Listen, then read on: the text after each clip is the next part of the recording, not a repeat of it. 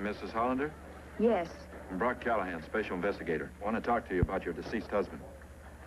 Well, why go into it again? I told the police everything I know. What Jeff did to himself was simply awful. I want to forget about it. Well, I'm sorry to have intruded on your, grief. You're standing in my sun. The golden age of television presents The Silent Kill with Ken Clark, Randy Stewart, and Richard Shannon.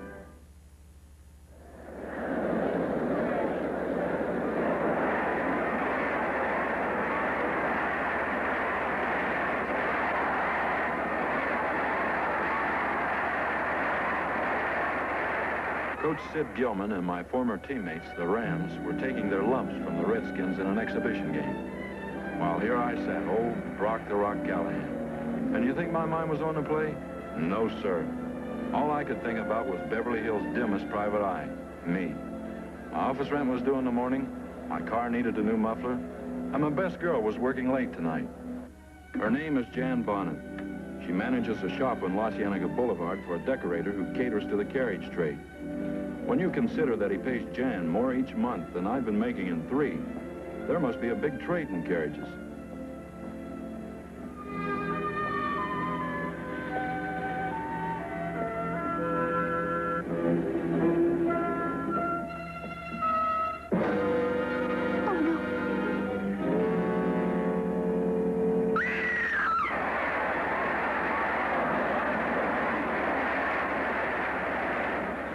Sid, what that new halfback needs is a ball with a handle on it. His wife won't even let him hold a baby anymore. Mr. Callahan, there's a lady asking for you. In the Rams locker room? On the phone. Says it's urgent. Says her name's Jan. Jan? Hanging by the neck. Yes, in the shop right next door. Oh, Brock, I think it's Mr. Hollander. What'll I do? Shall I call the police? No, Jan, don't you do anything. I'll call the police. You just sit down and try not to think. I'll be right there.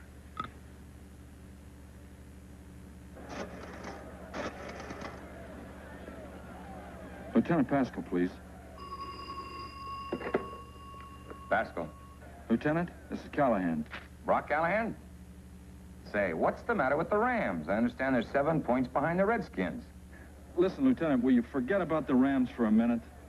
My girl just called, and there's a man hanging by his neck in Hollander and Gilmore on La Cienega Boulevard. Why'd you say so before?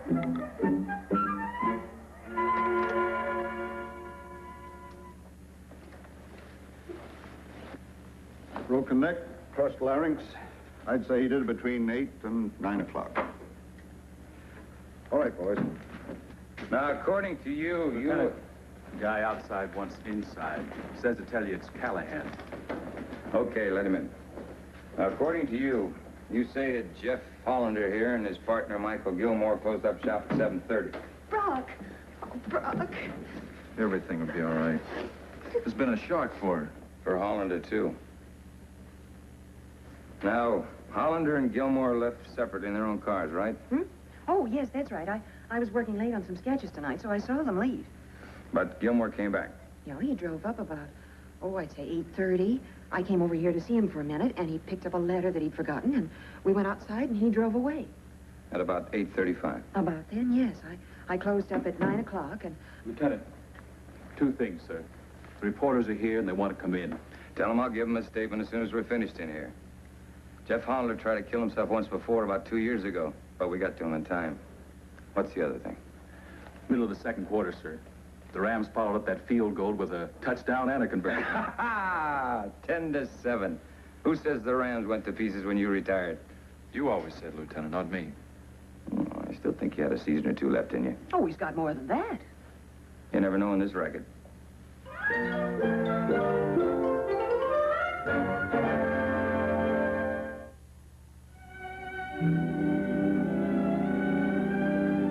Morning, I got an urgent call from Jan to meet her at the Valhalla Memorial Park. She said the dead man's partner, Michael Gilmore, wanted to see me right away. Gilmore was a top decorator, and I figured he wanted his partner to get the best decorated grave in the park. I found them waiting for me near the marriage chapel. Mr. Gilmore, Mr. Callahan. How do you do? How do you do? Mr. Gilmore wants to hire you, Brock. You do? My partner did not kill himself. Did you say this to the police? I did not. You know the official verdict was suicide.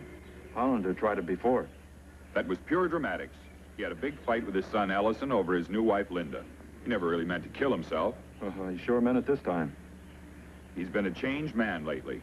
He and Linda were planning to travel. He was all excited about it. We were working on a deal for me to buy his share of the company. Why would he kill himself when he was virtually ready to sign the paper? You know anybody who wanted him dead? Actually, no. Let's just say this is a feeling I have. Miss Bonnet tells me your fee is $50 a day plus expenses. That's right. Here's $500 to start. Somewhere right now, someone is secure in the knowledge that he killed Jeff Hollander and got away with it because he made it look like suicide. I want that person found out. Do you understand? Maybe. What about his new wife or his son? That's for you to find out. Just like that, huh? Like that. What kind of a woman is Mrs. Hollander? If this were London, you'd find her in Soho. Paris, Pigalle. How about L.A.? Any bar at 5:30. Young? Yes, with a one-word vocabulary. Yes. I take it you didn't approve of this marriage. Thank you for bringing Mr. Callahan in on this. I feel better already. You're entirely welcome, Mr. Gilmore. A pleasure. Bye. You know, he's quite a chain smoker. Mr. Hollander was even more so. Decorating's a highly competitive business, you know. So's being a private eye. Well, anyway, I got $500 for it. Brock, you have an absolute talent for being crude at the wrong time. Come here, baby. Let me put a head on that.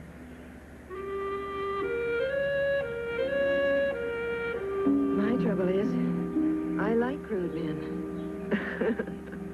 The Beverly Hills Police Department is an oasis located in a desert of traffic just off Santa Monica Boulevard. This is where Lieutenant Pascal spends every waking hour, and he suffers from acute insomnia. I thought I'd better use a subtle approach, break it to him in easy stages. So I'm working on the Hollander case. The what? Gilmore thinks someone killed Hollander, and he's paying me $500 to prove it. Gilmore's got more dollars than he's got sense. You believe him. You've been reading too many paperback novels. Look, you were the best guard the Rams ever had. Why do you want to keep messing around this detective business anyway? It's a fool's trade, and I'm just a man for it. Okay if I stick my nose in? You're wasting your time. I don't mind that. But you're wasting mine, too, and I hate that. I talked to all three. The wife, the son, and your client. Believe me, they're as clean as a hound's tooth. Oh, I've known some pretty dirty hounds. All right. Go make yourself some folding money, but walk on eggs. And keep in touch every step of the way.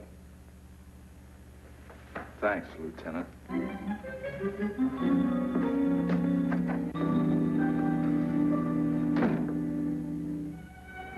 The Hollanders lived at the Beverly Hilton Hotel, and this was my first stop. I found Mrs. Hollander at the pool. Her husband's death had hit her hard. She was wearing black, but not exactly widow's weeds, and sipping tears and tonic from a tall, frosted glass. Mrs. Hollander? Yes. I'm Brock Callahan, special investigator. I want to talk to you about your deceased husband. Well, why go into it again? I told the police everything I know. What Jeff did to himself was simply awful. I want to forget about it. Oh, I'm sorry to have intruded on your, grief. You're standing in my sun. My client is convinced your husband was murdered. Isn't it just like that flip? You lost me there. Ellison. Oh, Hollander's son, you mean? I mean that flip. Your client, my husband's son, yes. It's been grand. Mind if I ask you just one more question?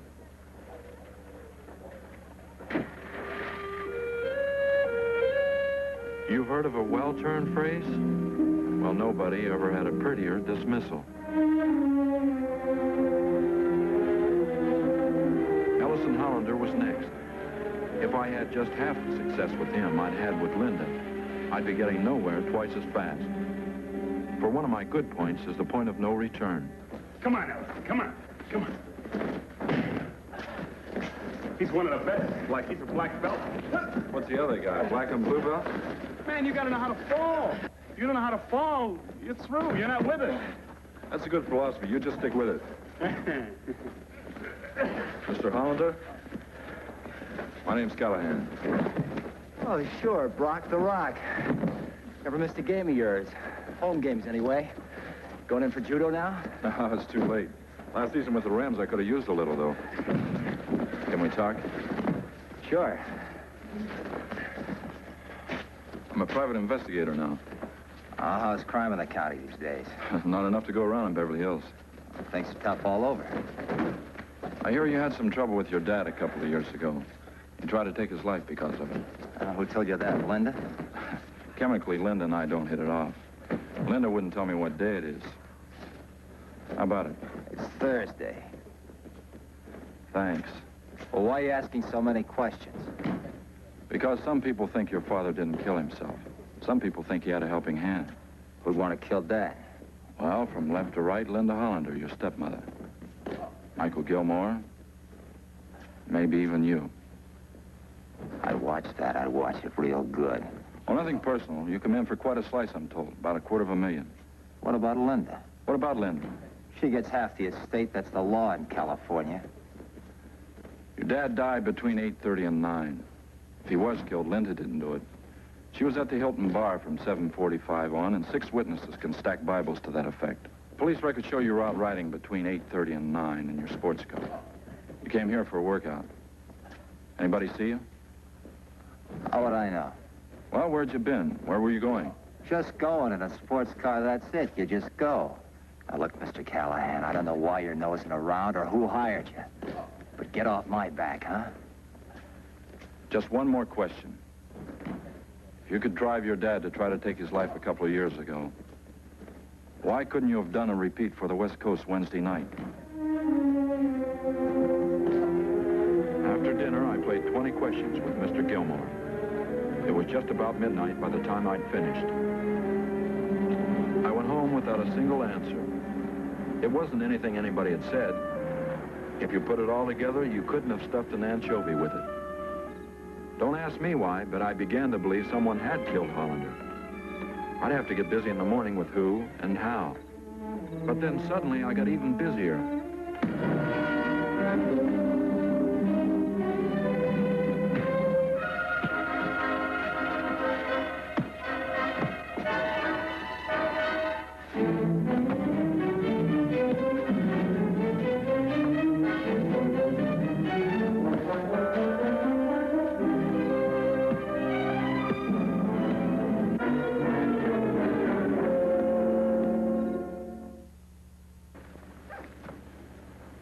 If I were you and somebody chopped me to bits, I'd be in bed, not sitting here. And if I were you and had a badge in my pocket, I'd be out trying to find Ellison. In fact, I'm going to do it anyway. Now, slow down, Brock. I'm sorry. We have no proof it was Ellison. Well, the next time somebody uses judo on me, I'll insist on a formal introduction. I tell you, it must have been him. There are at least 2,000 judo experts in the county. Yeah, but 1,999 of them have no reason to put stockings over their head and try to take me out of circulation. That's just guesswork, not proof. Then why has Ellison disappeared? Just because you can't locate him doesn't mean he's disappeared. You're taking 2 and 2 and trying to make it add up to an 8-ball to get Ellison behind. Oh, I got him one sweet solid punch to the right eye. If I can just get a good look at Junior's profile, I'll make an 8-ball out of it, all right. And I'll bank him into a corner cell. You got Hollander's stuff? I don't know why I do these things for you.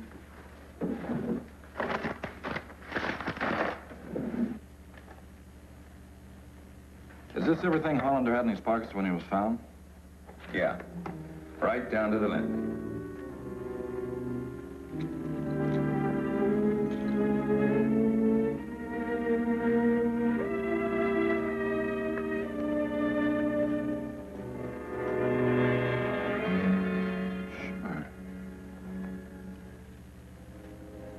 Sure.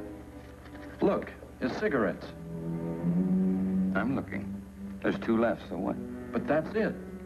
Gilmore told me every word Hollander said that last evening. He and Gilmore were closing up.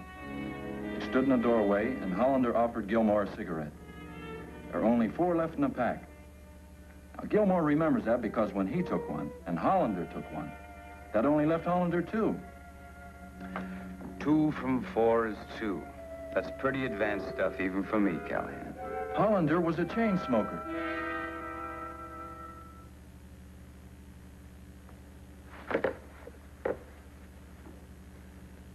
There was still 2 left in the pack we found on his body an hour and a half later.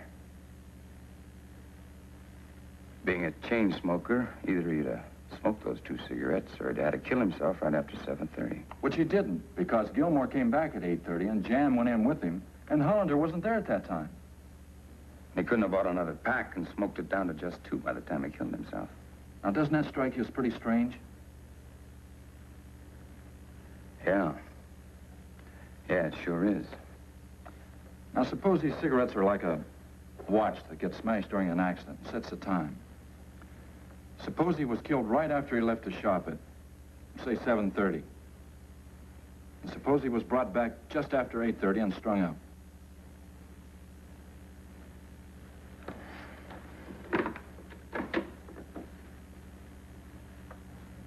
On the Hollander suicide, I want to reopen the case and talk to the medical examiner who did the autopsy. Where are you going to be? Well, I'm going to be doing some more checking on Linda Hollander.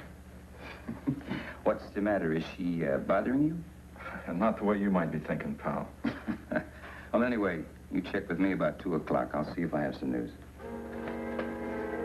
I was really disappointed not to find Linda at the pool for more reasons than one. I was told that a Mr. Bowman, a young art student, had picked her up bright and early to take her to the San Fernando Art Institute out in the valley. But I was too late. As I got there, the poor little grief-stricken widow was waving her sad farewells. I may have a game knee, but my vision is still 20/20, and I was able to get his license number. Girls, excuse me, I think I just saw a friend of mine driving away in that car. That Linda Hollander you waved to? We didn't wave at her, we waved at him. What he sees in an older woman, I don't know. Probably a mother fixation. What's his name? John Bowman. He's wonderful in sculpture. He's wonderful, period. Something about John Bowman looked familiar. Too familiar. Something about him reminded me of Ellison Hollander. Oh, hello, Brock. Hi. Well, it was murder, all right. He was killed somewhere else and brought back to the shop to make it look like suicide. Well, how was he killed? That was the tricky part. A broken neck and a crushed larynx. Just the right touches to make us think he hung himself. But actually, he was killed the way the commandos killed during the war. A chopping blow with the edge of the hand across the Adam's apple. The silent kill. Oh, a judo punch, huh? We got an all-points bulletin out for Ellison Hollander. Brock, you better stay out of dark corners. Next time you might wind up dead. Yeah, I guess you're right. Because Jan keeps telling me she wants me all warm, muscle-bound, and alive. Oh, by the way, could you check this license number for me? It's NBN 828. Car belongs to a guy by the name of John Bowman. Oh, I care about John Bowman. Well, from what I saw the back of his head when he was driving with Linda, he looks an awful lot like Ellison. Well, why didn't you say so before? What was the license number? NBN 828. Get out on all units on this license number, NBN 828. I got Bowman's address all right, but he didn't show. So I took a chance and went back to the Art Institute. I was in luck, for as I parked, his license plate glared back at me.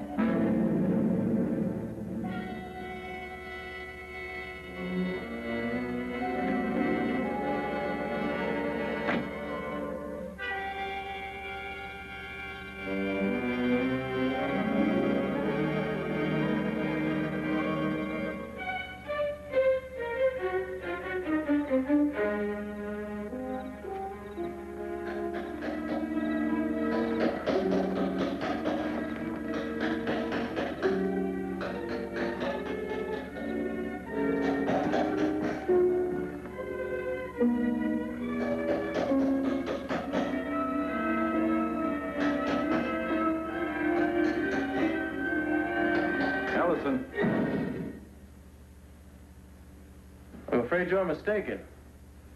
I was, but not anymore. You really are John Bowman, aren't you? Certainly. Who are you? I'm the guy who blacked your eye. You know, I was doing someone a terrible injustice. I thought you were Ellison Hollander. Name mean anything to you? I think you'd better leave. Only students and instructors are allowed in here. Oh, I'm a student, all right. I took a class in advanced bodybuilding last night. Where'd you learn judo? Or did you just study it to help frame Ellison? I'm warning you. Come on. Try me now, Bowman, face to face.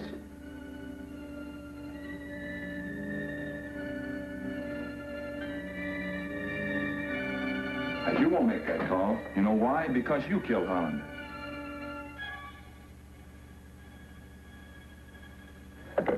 You and Linda parked a block away from Hollander's shop under a street lamp.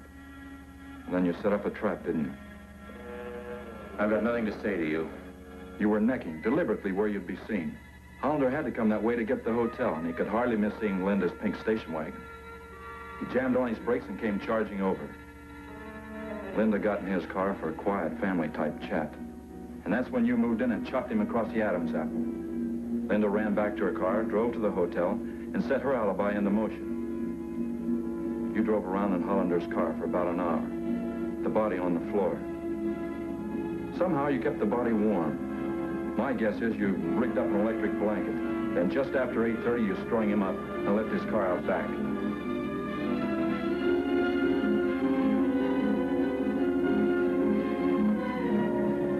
How's it sound?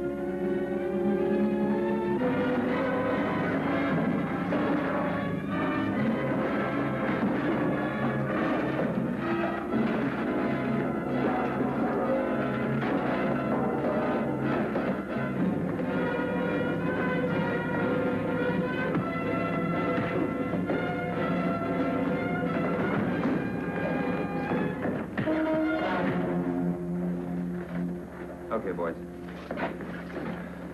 Now, why couldn't you tackle I got 2 years ago against the 49ers? I was just a growing boy in those days. What are you guys doing here? L.A. police spotted his car and called us. What about him? Well, that's Bowman. He did it, aided by Linda Hollander. Check him out and you'll find plenty of proof. Pretty sharp pair. If we buy the suicide, great. If we don't, they have a perfect pigeon set up in Ellison Hollander, complete with judo and black belt. I always say there's nothing like a well-rounded education in the arts. Where you going? I got a girl who loves big, brainy athletes.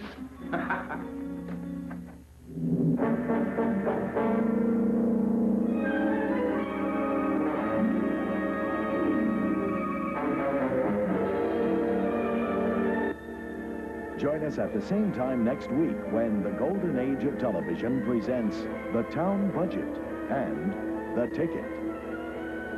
Next, Eileen Brennan, Burgess Meredith, and Ned Beatty head an all-star cast in Answers, a trio of comedies that take a warm look at the unexpected, by the author of On Golden Pond, next.